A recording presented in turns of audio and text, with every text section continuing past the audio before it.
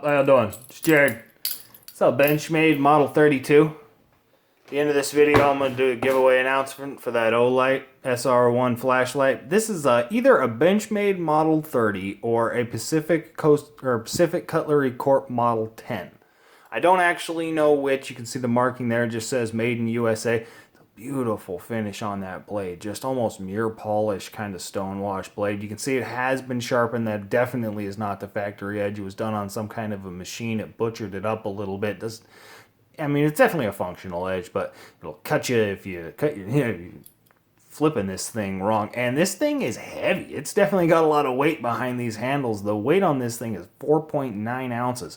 So it's a beast. This thing is up there in its weight. 5.9 ounces, excuse me. It's not 4.9 ounces. This is 5.9 ounces in this little tiny thing. Here's the comparison. It's a Benchmade Model 32, and it's that same, 4-inch handle, 3.5 inch or 3.25 inch blade kind of size. Balisong, throw it up against a 51 for comparison here. This is a full size, 4-inch blade Balisong, so it's small, but it's heavy. There's a whole lot of material here. It's fat, definitely.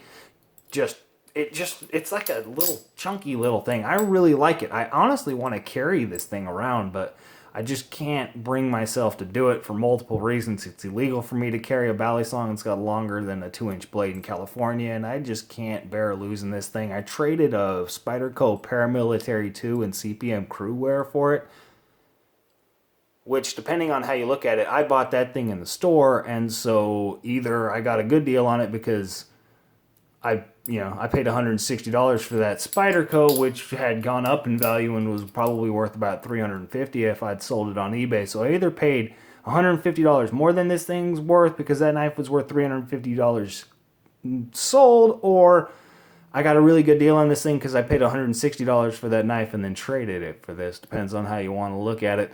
I'm going to look at it in the latter because it sounds better. The latch here definitely doesn't have a latch gate. You can see it will fall down, definitely make contact with the collide with the blade. It's this old school, This was high tech. You can't really look at this thing and be like, oh, it doesn't have a latch gate and it's stainless steel, it's all heavy and all of this, but this is pre-evolution of all of that.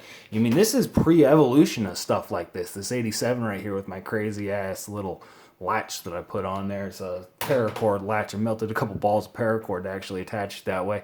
I'll do a video on why that is. I think I'm just being stupid. But you can see it's overall peen construction, and it is cast. The latch here is cast, and the latch actually still works in the open position. You can see there's still a decent amount of retention there in the open position, but it doesn't actually work in the closed position. You can see it just kind of flaps on and off there, which suggests to me that this knife was actually carried a decent amount, because somebody would pull it out of their pocket, open it up, undo the latch from the closed position, cut whatever they got to cut. They didn't engage the latch in the open position. They put the knife away, closed the knife down, re-closed the latch and stuck it back in their pocket, whatever, what have you.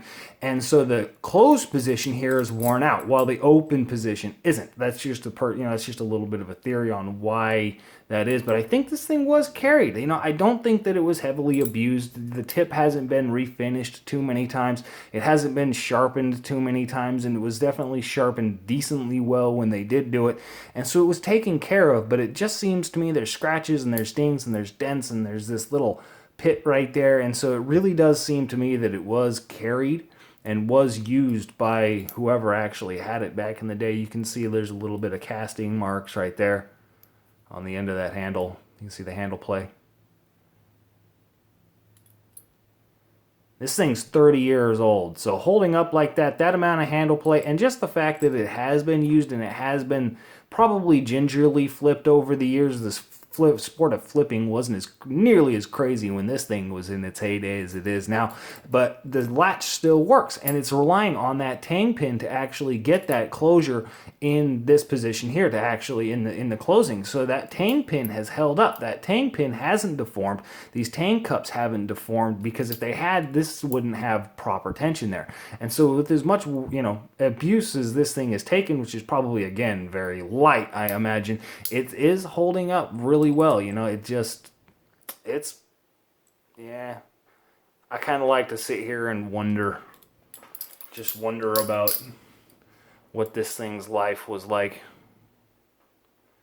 And I think this is a funny comparison. 87. That's just funny to me. Thank you so much for all of your comments on this Olight competition. I asked a couple times, tell me what your favorite knife is, because I just like reading those comments. I like hearing what people's opinions of knives are, why they like them, things like that.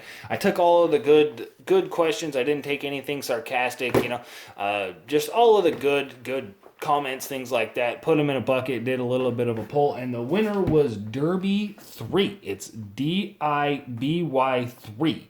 So send me out, leave a comment down there in the description of this video. It's Derby 3, Dibby 3. I don't know how you pronounce that. The comment was, my favorite knife that I own is the Spyderco Yojimbo. That's definitely. I'm not the biggest fan of a Wharncliffe blade, but the Yojimbo is definitely a cool thing. It says it's amazing.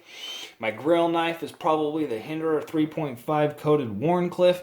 Again, interesting choice. You seem to have a preference for Wharncliffes there. That kind of Wharncliffe sheepsfoot. This sheepsfoot. They're both on that kind of follow that same pattern. It's definitely showing you got a preference. I like that. It's cool stuff. Hardware. Yeah, well, we need to actually get back on this with Jade G10 scales.